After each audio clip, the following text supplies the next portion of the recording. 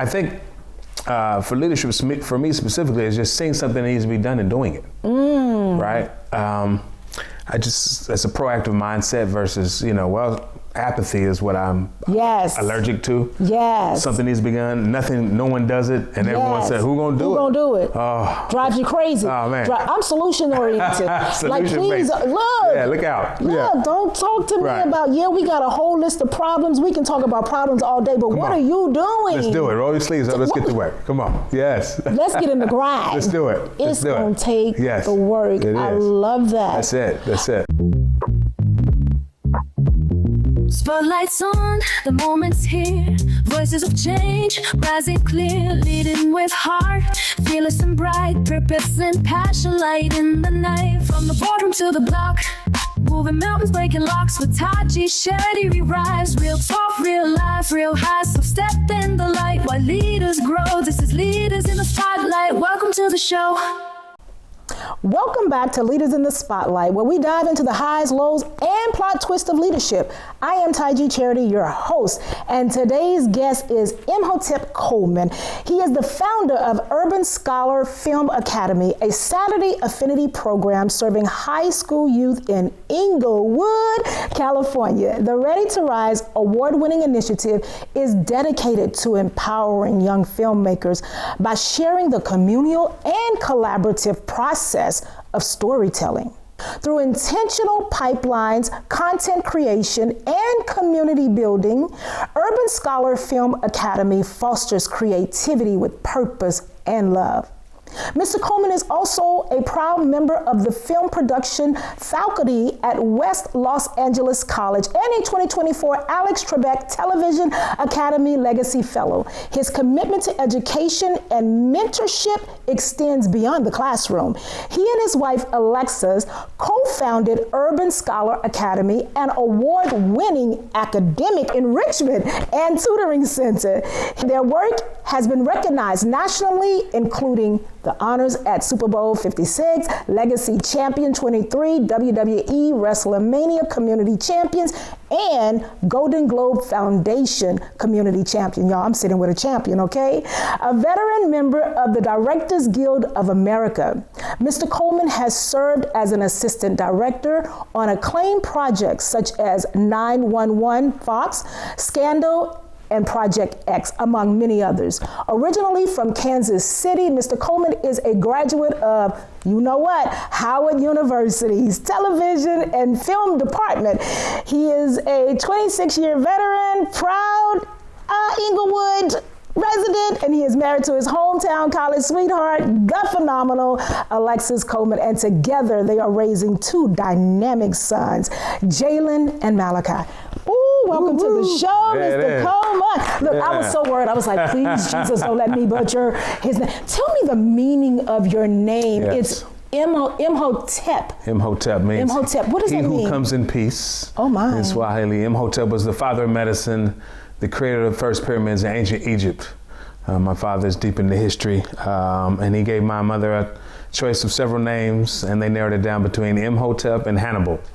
And they chose Imhotep. So been that name since 78. A lot of the names, Imhotep is starting to trickle out, specifically on the East Coast. There's an Imhotep charter in Philadelphia. Okay. But Imhotep is the father of medicine. If you get a medical degree in America, you've learned the name of Imhotep, who created the first medicine. Thank you. I got a nice history lesson. That's it. And who else to get it from other than a HU graduate, all right? HU for life, yes. Yeah, my husband is a HU graduate, and my child is already brainwashed. You chose, that, Lord, she will be, so. Thank you so much. Thank you for having me. Welcome to the show. I know we share space and loving on young people and teaching young people just the art of filmmaking and creativity through our programs. So tell me more about Urban Academy. Yes, so my wife and I moved to Los Angeles from DC in the early 2000s, and we had a young family, and we ended up moving into Inglewood. And my wife's a teacher, right? Okay. Alexis, love you, baby. She's off saving America, Inglewood right now. She's over the community schools down there. Okay. But at that point, when we were looking for educational resources, the school district was taken over by the state for receivership. Okay. instead of kind of like sending our kids all over town and figuring out what we can do to avoid that, we said, what can we do in our community to kind of foster academic support, right? A lot of kids are testing maybe on their grade level or below, and parents are not aware. The state standards may be your students on the 4th grade level, when really they're testing on a 2nd or 3rd grade level. So we want to close that equity gap. So what we did was just pack up what we had at our house and went up to the local community center, rented it out, Darby Park and the Pine Room, and just started doing Saturday enrichment classes. Amazing. It was my 7-year-old son at that time and my 3-year-old son in the stroller, and my wife and I just decorating a recreational center every Saturday, putting up stuff on the wall, having students come, teaching them, and helping with academic enrichment. We did that for several years. And then parents say, hey, do you do tutoring? I say, yeah, we can start doing that. Hey, do you pick up from school? We haven't thought about, hey, they asked more, the need grew. Yeah. So we grew from that community center aspect to renting out a storefront, to picking up from schools, to feeding after school, to getting vans and donations, then going to another place. And so it just kind of manifested the need for what the equity was required in the city. I love that. And I love that you and your wife are doing this together. Always. How long has the Academy been around?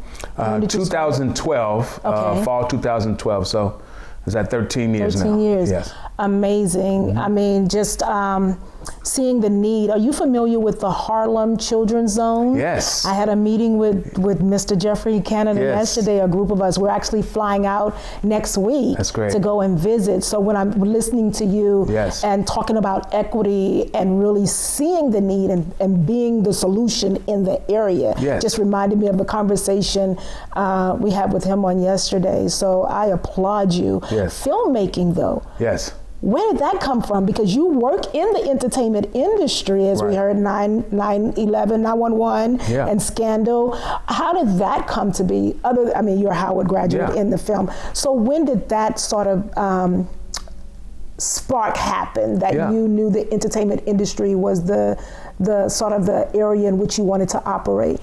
Yeah, so I went to Howard and got a degree in TV and film. But when I was a little boy, I told my auntie, shout out Aunt Sharon, that I wanted to work behind the scenes of the movie. I think Spike Lee was the one I said, man, he seemed like he's having a lot of fun making movies. But I was fascinated behind the scenes and putting that together. So I went to school for film. We moved here for film. We moved to LA so I can pursue that craft, and I got in the Directors Guild through the Assistant Directors Training Program. But when COVID happened, which is like 2020, TV is, anyone knows, works those hours. It's a long grind. I was on TV shows where I'm 16 hours a day for 8 months. Didn't get to see my sons as much as I would like. And when COVID happened, my wife just said, pause. Right? You don't have to go back. I worked enough to save money for that year. If I can transfer some of the talent and skill set of filmmaking and passion into my community, what does that look like? And it had me manifest that, a lot of the skills that I have, I support a set on the other side of town in an environment that's just supporting a TV show, right? What about bringing those same skill sets to young people in my community, sharing those stories, giving them skills, and bring some Hollywood crews to them? So that's how we kind of devised in 2020 during COVID. We just rolled our sleeves up and said, let's create a film program here. We'll just start small. We'll tell the stories. We'll invite some students. And we build from there. And it's grown every year. And one thing I love about it is how it grows, right? The students say, oh, wow, we're doing this a little more, as you can attest to. Absolutely. More things get added to it, which is the natural evolution of progress and innovation, is like having a good idea and people saying, oh, that's cool, let's add more to it and more to it. So, I love your wife for that. I mean, just the forward thinking of saying, look, again, here's a need. Let's combine our skill sets and pour in to these young people who God knows need it in today's time more than ever, right? What was the building process like? When you say we rolled up our sleeves, walk me through what that looked like. What were some of the first steps that you all did together to start building? And then how did you get the resources to continue? I heard that she saved for a year so that you could really focus on building the business. But what did that look like? Like, Give us some tangible steps. Yeah, so we came with a logic model, similar, to what we did when we built our tutoring academy. So during COVID, the world shut down. Yes. But our learning center did not. We have parents who are parents of kids who are police officers who need to put their kids somewhere, nurses, EMT. So our learning center was open during COVID for students who were distant learning. And we had maybe about a dozen students between our 3 suites. And those students had some of the highest growth we've ever had because there was no distractions at home, which were monitor off on Zoom. It was myself, my wife, and a couple other of our staff making sure work's done, adding more enrichment, giving them more structure, and those things structured help manifest, we can do something more structured with equity here. So while we're doing that with the right hand, we say, okay, for a logic model with the Film Academy, what can we do? We can use a Saturday enrichment. We've had that model since we started. They can come in on Saturdays. We can give them themes. We don't have a ton of money to do a ton of films, but we can do one movie and put all their ideas and their concepts and introduce them to all the different parts of the crafts, have them all have equity into it, and we can use what we have in our community, right? So we reached out to some, as you know, as a nonprofit, trying to get funding is always tricky at the beginning. Oh, Lord. Right? Trying to prove the value and worth and constantly keeping those relationships. Yes. So the first year with the film program, I think we just used a portion of what we had already set aside, and we just shot exterior day at a park.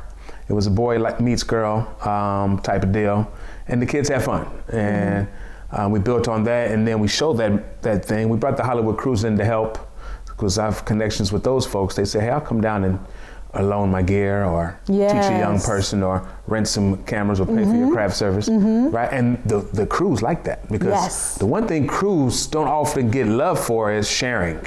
And like they want to share, but they want to share in an environment that's appreciated. Yes. And that's the one thing that you can always count on with that. So that's how we kind of built that as a community equity-based model. We're not going to work you 17 hours and burn you out. We're going to do, these are students. I never do more than 10-hour days. We're going to do smart scenes. We're going to do safe. I'm an AD, so I'm used to safety on set. Yeah. And we'll make it a fun, engaging experience. And they go home feeling that I like that. I felt good. Yeah. Yeah. I mean, that's so good. And you highlighted a very, to me, important point about the industry. There are so many people who want to give back and want to pay it forward. And when you create a program like yours where they get to pay it forward, doing something they love, because when you're doing something you love, you'll do it for free, right? That's because it doesn't feel like work. That's been just part of the success of our program. When we tell people about our budget or we show our budget, the in-kind support is so enormous. They're like, wait, what? But I'm like, yeah, this is what it would cost if we had to pay this DP, if we had to pay this sound engineer.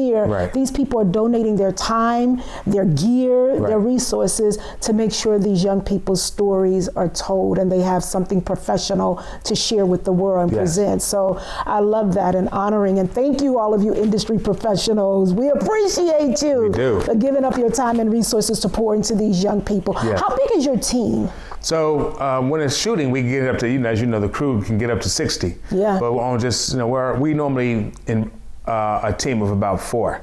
Okay. Right. So myself, my wife, we have a couple other staff that come in. We have a tutoring side of it, which is bigger. Right. We tutor kids. Okay. And our learning center is in Inglewood on Manchester and Van Ness. So we have a suite where we pick kids up in homework after school model. Right. We have a tutoring suite where students are getting tutored season and year round, either in person or online.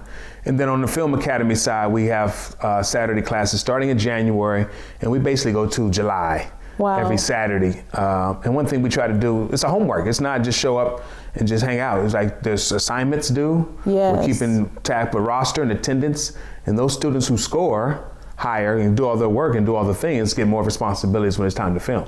Those students who do just a minimal, they don't get as much.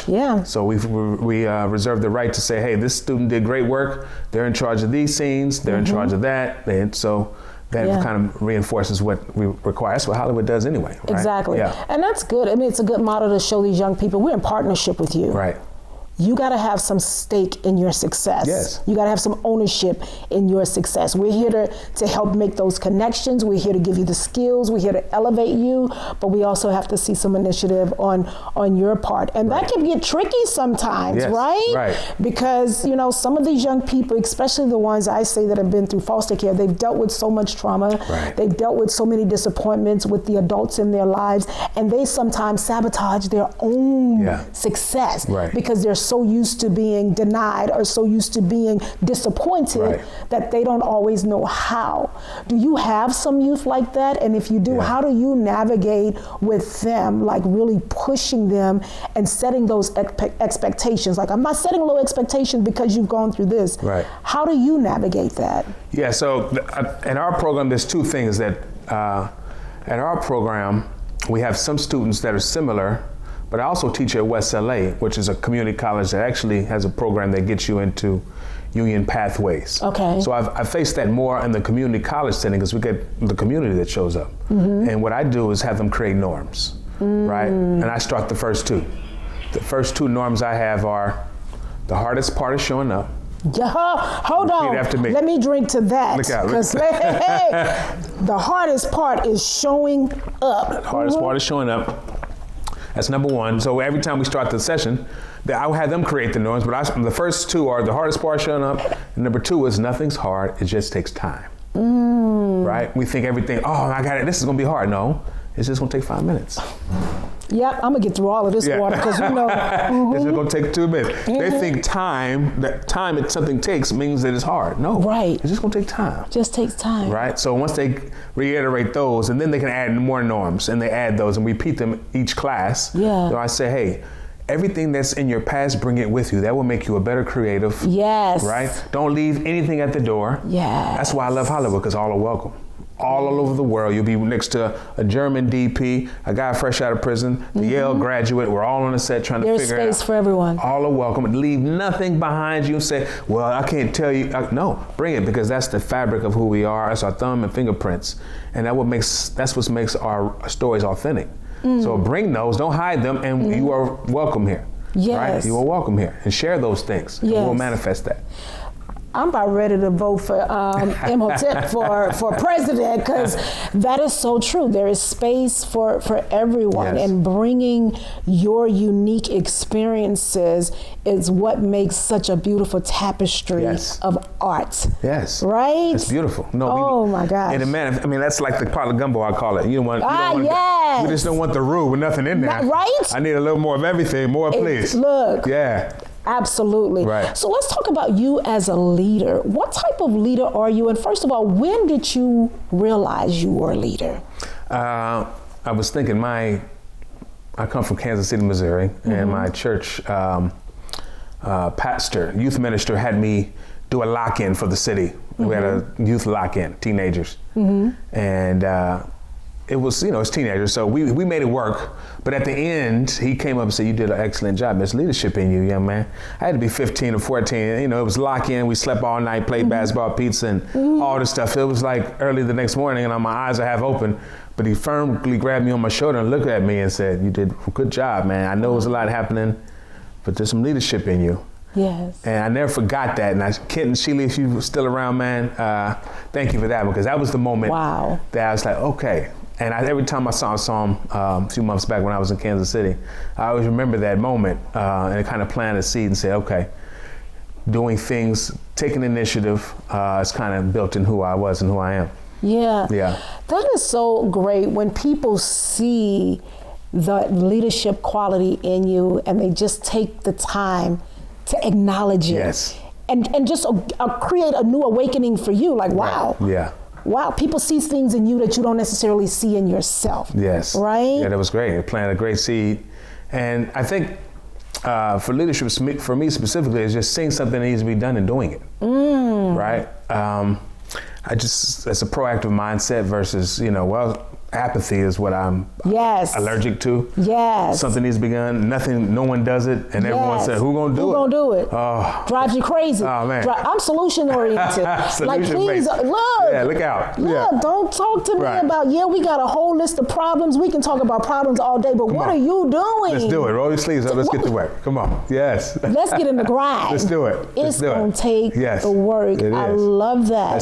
That's it. How would your team describe you as a leader? I give them space. So I would say I like a lot of peer review when they work with each other, right? I give them space and creative to kind of build their own work systems, right? Yeah. So I said, this is what's required. This is when it's due. I can help you along the way, but I don't like to micromanage. I like to give them space and creative and figuring things out. That's good. And know where the boundaries are. But I tend to, you want to kind of give folks the creative freedom to explore and just say, hey, this is due by this. We need to turn this in and create the framework to make it happen. Do you ever find that giving people too much creative freedom can sometimes create a sense of entitlement?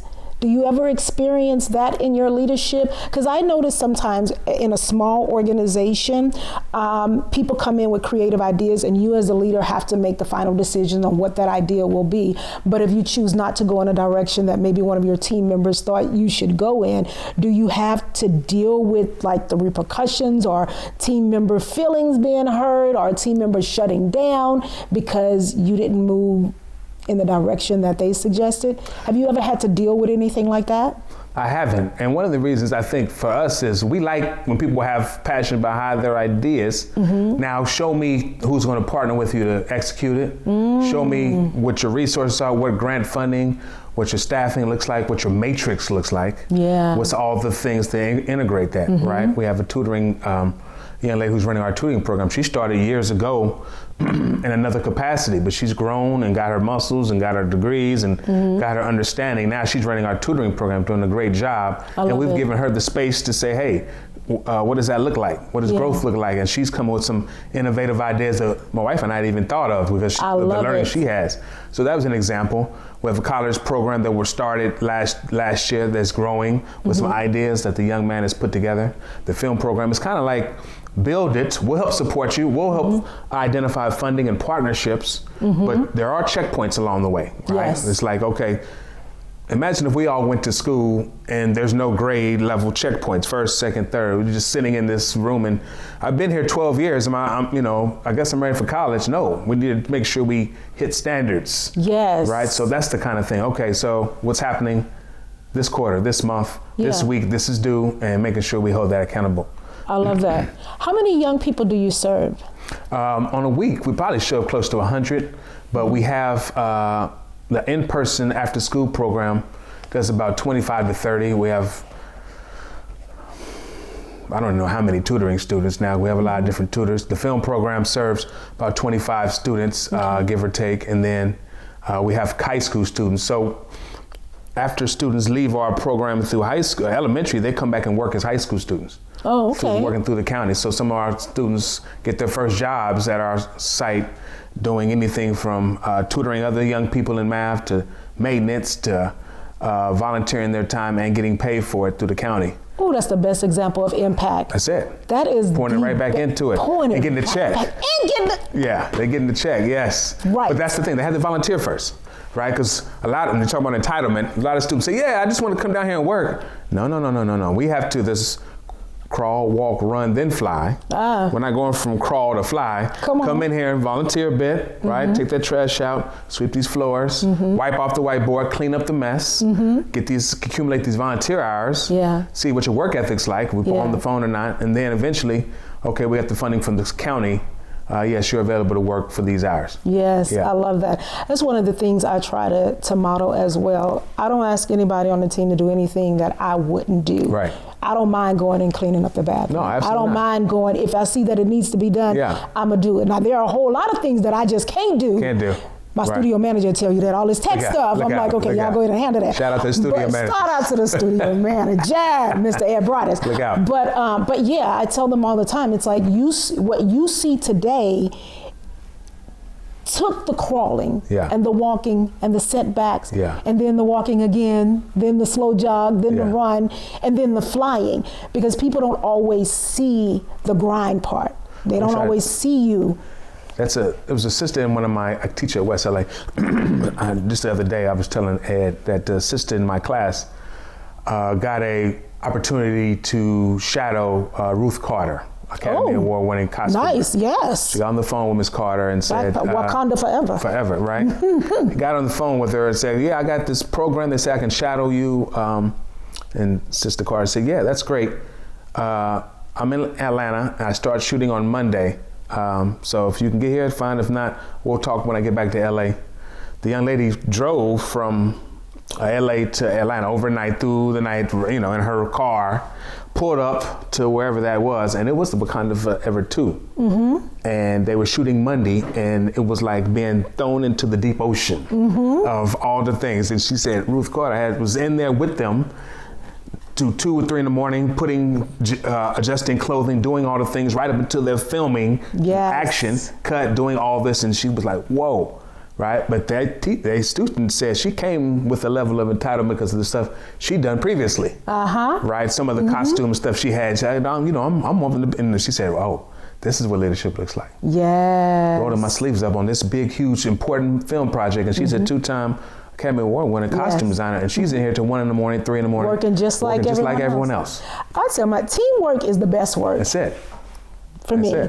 Because we can do so much more together. There's a saying that if you want to go far. You want to go far? No, you want to go fast, go by yourself. If you want to go far, go together. That's it. So much more rewarding when you go together. That's it. And you can see just the impact and the fruits of the work that you do when you're able to work together. And then you model that for the young people you serve as well. Yes. Because they're watching. Right. And it's multiplication and exponential. You go by yourself, 1 to the 1 power of 1 equals 1. Right. But if you do 2 to the 2 power, exponential growth. Absolutely. Right. So that's the model. Say, okay, I know how to do this, and I can do it with others, and I can bring others, and that's now the triangle. Yes. Yeah. So you do a lot of strategic planning, right? What would you suggest to young people who struggle with actually sitting down and creating a plan? Because we're in a society now where it feels like a popcorn society. Everybody wants things quickly. Right. Nobody want to have to sit and build and process and strategize and plan and all the things. I want to put up a video and I want it to go viral and I'm the success story, right? How do you encourage young people, again, to do that crawl? Right. Than the walk? At first, I tell them to give themselves grace. That's good. So grace, right? So the only thing you're competing against is your former self, where you were. You can't look left or right. You got to think about, what was I last year? How can I get better this quarter than last quarter? And I break it down with the students, get better every quarter. Yeah. Right, so I learned a new skill set. Maybe I'm editing now. Maybe I'm working on film sets now. Maybe I'm learning a craft now. Maybe I'm developing some more of the skills or connections in this season. So every semester getting better, giving myself accountability partners, right? Going out and getting out of my bubble, going new places, meeting new people and doing new things. We have a check-in every Monday in my class. Who did something new, exciting, or different? I like that. And we snap it up for whoever that is, and we share those moments. And other students hear their peers say, oh, wow, he went to blank. He met someone, let me get over here, right? And then at the class, they say, hey, next time, bring me with you. Yes. Right? And I have them report. So I went to a networking event. Okay, 72 hours after that event, I want you to email the person who hosted that and CC or BCC me on it and say, thank you for the opportunity. Here's my information. I want to be on your mailing list for future projects, blah, blah. Yeah. And thank you for that type. So building the muscle of accountability. That's good. And strategically checking in on yourselves, right? Versus your peers. Because everyone's going through different seasons. And give yourself grace. The metropolitan area of Los Angeles requires essentials, a car, housing, food, clothing, shelter, the essentials. Some students may or may not have all that together yet. Let's take care of the essentials first. Then let's go out and build on things in the city, right? That way we're not sacrificing one for the other. Yeah. Yeah. This feels like it has just been an educational, I don't know, hour, 30 minutes, whatever, of just gym after gym after gym. And I'm so grateful. I've already gotten my sign that I have to wrap. They know I don't like that sign because I'm always enjoying conversation like these. But I have to ask you just one last question. Who are some of your favorite leaders? I read Dr. King when I was in college. His letter from a Birmingham jail. So that's always reading his speeches and knowing what he sacrificed. Yeah. Is one of my kind of spiritual North Stars. Yeah, North Stars. Yeah, and I think of my uncle, great uncle Wiley, who said what love is. When I was in high school, we had this family reunion. He said love is the joy of sharing with and the willingness to sacrifice for. Oh my, hold on. Uncle Willis? Uncle Wiley. Uncle Wiley? Uncle Wiley. I tell Uncle Wiley I'm gonna drink to that if he's still around. The joy of sharing with and the willingness to sacrifice for. Yes. Right? So if they're not sharing with joy and they're not willing to sacrifice, that's not love. Wow. That's it. Beautiful. Yeah. Beautiful. I love it. Thank you so much. Thank you, Taji. Shout out Kids in the Spotlight. This is yes. first class organization. And I'm so grateful that we do get the chance to partner and work together. And I know my team members know you a lot better than I do, but I have enjoyed spending this time. And I remember your wife, because you came in, you're like, yeah, I know you. And I'm like, putting it all together now. Yes. Thank you. I love having great partners on this journey of making sure our youth are set up for success. Thank you. That's our why. All right. Well, that's it, ladies and gentlemen. Y'all can tell I'm lagging because I don't want to end. But that is our show for today. I hope you got something from this segment that will help you on your leadership journey. And until next time, I need you to also share with us real quickly the website. Where can we find you? Yes. Urban Scholar Film Academy is www.urbanscholarfilmacademy.org. Also Urban Scholar Academy on IG and Facebook. Awesome. And we'll also put that in the chat. So remember to do those 3 magical words: like, share, subscribe to young leaders. Share this with other young leaders, with old leaders. Just share it. And also you can find us on Got One TV. Until next time, guys, have a great day. Bye. All right, ladies and gentlemen, that is our show for today. I hope you were inspired and you gained some valuable nuggets that will help you to become a better leader and to walk in your God-given authority. Bye, until next time.